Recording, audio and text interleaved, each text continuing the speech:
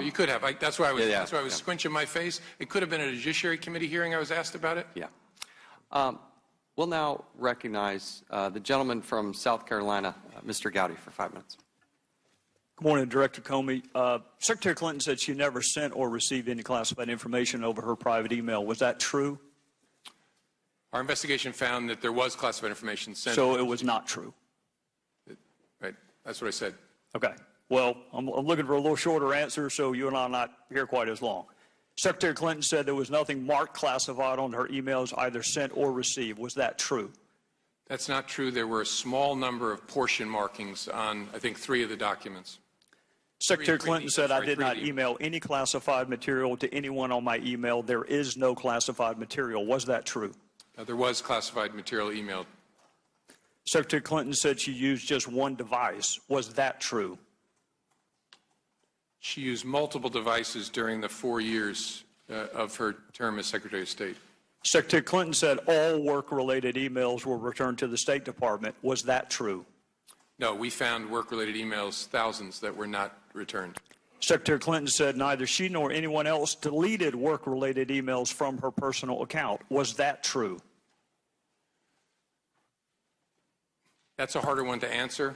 We found traces of work-related emails on devices or in Slack space, whether they were deleted or whether when a server was changed out, something happened to them. There's no doubt that there were work-related emails that were removed electronically from the email system. Secretary Clinton said her lawyers read every one of the emails and were overly inclusive. Did her lawyers read the email content individually? No. Well, in the interest of time, and because I have a plane to catch tomorrow afternoon, I'm not going to go through any more of the false statements, but I am going to ask you to put on your old hat. False exculpatory statements, they are used for what? Well, either for a substantive prosecution or for evidence of intent in a criminal prosecution. Exactly. Intent and consciousness of guilt, right? Is that right? Right. Consciousness of guilt and intent. In your old job, you would prove intent, as you just referenced, by showing the jury evidence of a complex scheme that was designed for the very purpose of concealing the public record. And you would be arguing, in addition to concealment, the destruction that you and I just talked about, or certainly the failure to preserve. You would argue all of that under the heading of content. You would also be arguing the pervasiveness of the scheme, when it started, when it ended, and the number of emails, whether they were originally classified or up-classified. You would argue all of that under the heading of intent. You would also probably, under common scheme or plan, argue the burn bags of daily calendar entries or the missing daily calendar entries as a common scheme or plan to conceal. 2 days ago, Director, you said a reasonable person in her position should have known a private email was no place to send and receive classified information. You're right. An average person does know not to do that. This is no average person. This is a former First Lady, a former United States Senator, and a former Secretary of State that the President now contends is the most competent, qualified person to be president since Jefferson. He didn't say that in 2008, but he says it now. She affirmatively rejected efforts to give her a state.gov account. She kept these private emails for almost 2 years and only turned them over to Congress because we found out she had a private email account. So you have a rogue email system set up before she took the oath of office, thousands of what we now know to be classified emails, some of which were classified at the time. One of her more frequent email comrades was, in fact, hacked, and you don't know whether or not she was. And this scheme took place over a long period of time and resulted in the destruction of public records, and yet you say there is insufficient evidence of intent. You say she was extremely careless, but not intentionally so. You and I both know intent is really difficult to prove. Very rarely do defendants announce, on this date, I intend to break this criminal code section. just to put everyone on notice, I am going to break the law on this date. It never happens that way. You have to do it with circumstantial evidence. Or if you're Congress and you realize how difficult it is to prove specific intent, you will formulate a statute that allows for gross negligence. My time is out, but this is really important. You mentioned there's no precedent for criminal prosecution. My fear is there still isn't. There's nothing to keep a future Secretary of State or President from this exact same email scheme or their staff. And my real fear is this. It's what the chairman touched upon. This double-track justice system that is rightly or wrongly perceived in this country. That if you are a private in the Army and you email yourself classified information, you will be kicked out. But if you are Hillary Clinton and you seek a promotion to Commander-in-Chief, you will not be.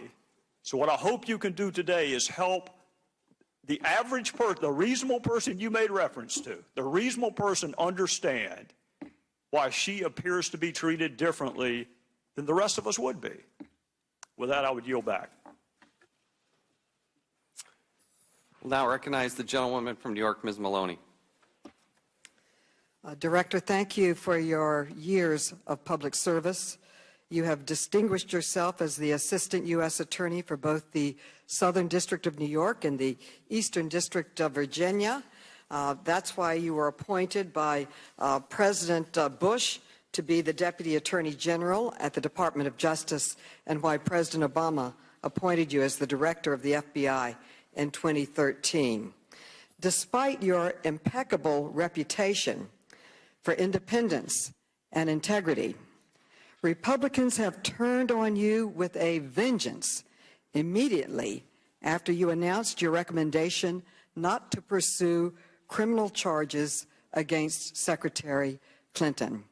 Let me give you some examples. Representative Turner said, and I quote, "The investigation by the FBI is steeped in political bias," end quote. Was your investigation steeped in political bias, yes or no? No, it was steeped in no kind of bias. Thank you. The Speaker of the House, Paul Ryan, was even more critical. He accused you of not applying the law equally. He said your recommendation shows, and I quote, "The Clintons are living above the law. They're being held to a different set of standards. That is clearly what this looks like," end quote. How do you respond to his accusations that you held the Clintons to a different set of standards than anyone else? Did you hold them to a different standard or the same standard? It's just not accurate. We try very hard to apply the same standard, whether you're rich or poor, white or black, old or young, famous or not known at all. I just hope folks will take the time to understand the other cases, because there's a lot of confusion out there about what the facts were of the other cases that I understand lead good people, reasonable people to have questions. Senator Cruz also criticized you. He said that there are, and I quote, "serious concerns about the integrity of Director Comey's decision." He stated that you, quote, "you had rewritten a clearly worded federal criminal statute." Did you rewrite the law in any way or rewrite any statute? No. Now, I truly hesitate to mention the next one.